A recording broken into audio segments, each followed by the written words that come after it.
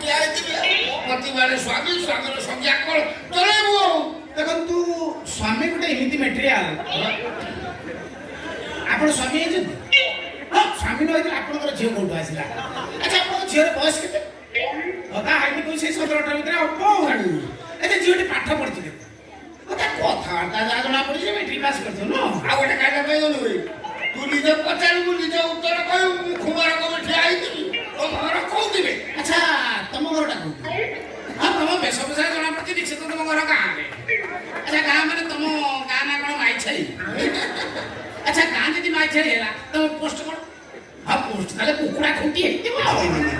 ଆଚ୍ଛା ଆଚ୍ଛା ପୋଷ୍ଟ ଯଦି କୁକୁଡ଼ା ଖୁଣ୍ଟି ହେଲା ତାହେଲେ ଭାଇଆ ବାଞ୍ଝ ଘୁଷୁରୀ ନା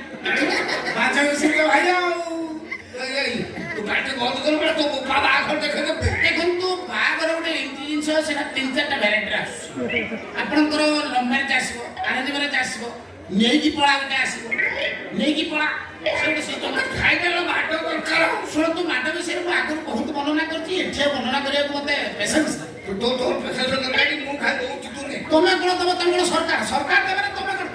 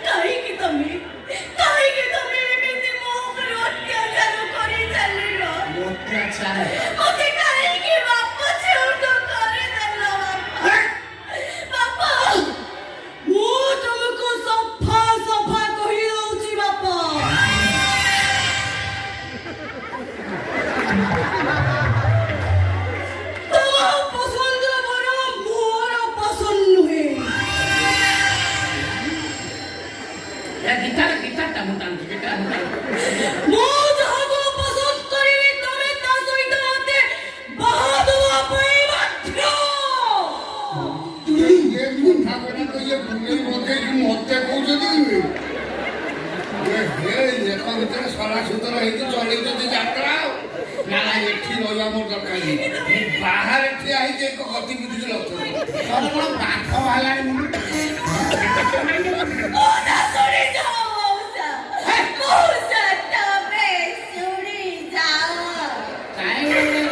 ରାମଲୀଳା ପାଟି ଭଳିଆ ହଉଛି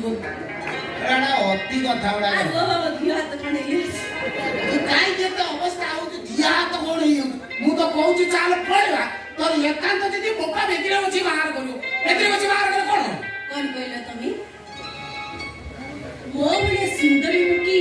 କୋଉ ଟୋକା ସାଙ୍ଗରେ ପଳେଇବ ବୋଲି ତମେ ଭାବୁଛ କି ନା ସୁନ୍ଦରୀ କଣ ଯାଆନ୍ତି କେବଳ ବାନ୍ଧି ଜଣ ଯାଆନ୍ତି ମା ସାଙ୍ଗରେ ସୁନ୍ଦରୀ ବା ବେଶୀ ଯାଆନ୍ତି ସେ ଖାଲି ତରତର ସବୁ କଥାରେ ଯେତେ ସୁନ୍ଦରୀ ତାଙ୍କର ସ୍ପିଡ ସବୁ ତମେ ଦେଖିବ ମୋ ବାପା ଦିନେ ତମ ସହିତ ମୋତେ ବାହା ଦେବେ ଏ ଆଶାରେ ବିଶ୍ୱାସ ନେଇ ମୁଁ ବହୁତ ଅପେକ୍ଷା କରିକି ରହିଛି ତମେ ନିଶ୍ଚିତ ସଫଳ ହବ ସେ ଆଶା ବି ମୋର ଅଛି ତୁ ସଫଳତା ମତେ ଅଲଗା କଣ ଶିଖୁଛି ତୁ ତ କହିଲୁ ସଫଳ ମତେ ସେଗୁଡ଼ା ଅଲଗା ତମେ ଜାଣିଛ କାଲି ରାତିରେ ମୁଁ ତମକୁ ସ୍ୱପ୍ନ ଦେଖିଥିଲି ଆଚ୍ଛା ମୁଁ ସ୍ୱପ୍ନରେ ଆଇନି ଆଉ ସତରେ ଆସିନି ନା ସେ ସ୍ୱପ୍ନରେ ତମେ ଆସିଥିଲ ଆଚ୍ଛା ଯୋଉ ସ୍ୱପ୍ନକୁ ମୁଁ ଦୀର୍ଘ ଦିନ ଧରି ଅପେକ୍ଷା କରି ବସିଥିଲି ତମେ ବିଶ୍ୱାସ କରିବନି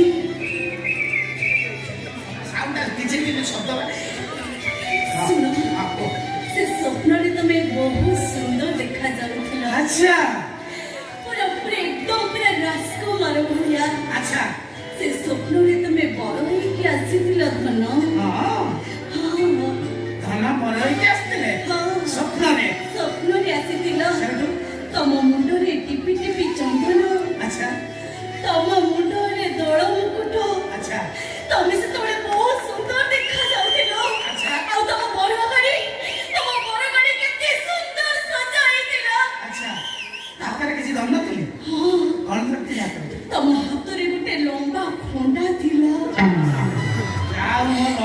ଖଣ୍ଡାକୁ ମୁଁ ଦୀର୍ଘ ଦିନ ଧରି ଅପେକ୍ଷା କରିକି ବସିଥିଲି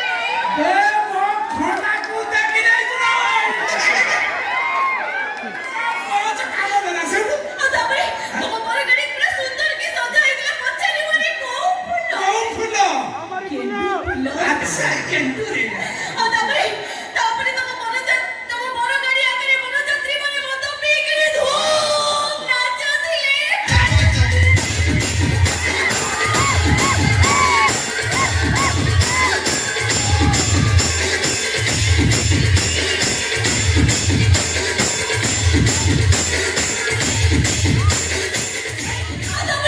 ତାପରେ ବରଯାତ୍ରୀଙ୍କ ଆଗରେ ଗୋଟେ ବରଯାତ୍ରୀଙ୍କର ବଡ ବା କଣ କହୁଛ କଣ ସେଠୁ ବରଯାତ୍ରୀଙ୍କ ଆଗରେ ଗୋଟେ ବଡ ବାଣ ଫୁଟୁଥିଲା ସେତେବେଳେ ମୋ ଛାତିର ଧଡ଼କନ ପୁରା ଧଡ଼ଧଡ଼ ହେଇକି ଗଦଗଦ ହେଇ ଗଳି ଆଚ୍ଛା ପଡୁଥିଲା ଧଡ଼କନଟା କତର ଭଳିଆ ହେଇଯାଉଥିଲା ତାପରେ ତମେ ବର ହେଇକି ଆମ ଘରକୁ ଆସିଲ ମୁଁ କବି ହେଇକି ବସିଥାଏ ତାପରେ ମୋର ବାହାଘର ହେଲା ତାପରେ ଆଇଲା ବିଦାୟ ସିଡି ମୋ ବାପାକୁ ଧରି କାନ୍ଦିଲି ଏତେ କାନ୍ଦିଲି ଯେ ବେହୋସ ହେଇଗଲି ସତ ମୋ ବାପାକୁ ମୁଁ ବହୁତ କାନ୍ଦିଲି ଆଗେ ମତେ ସମ୍ପୂର୍ଣ ଦେଖା ଜାଗା ମୁଁ ଦେଖା ତାପରେ ତମ ଘରକୁ ମୁଁ ଗଲି କେମିତି କରି କହିବନି କେମିତି ଲାଗୁ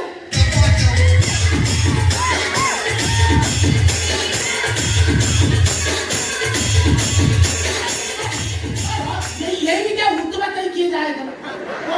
ଏମିତି ଉତ୍ତୁବା ଦେଇ ଆରେ ସେଟା ମୋ ସ୍ୱପ୍ନ ଦେଖୁଥିଲି ଆମ ଘରେ ପହଞ୍ଚୁ ତାପରେ କଣ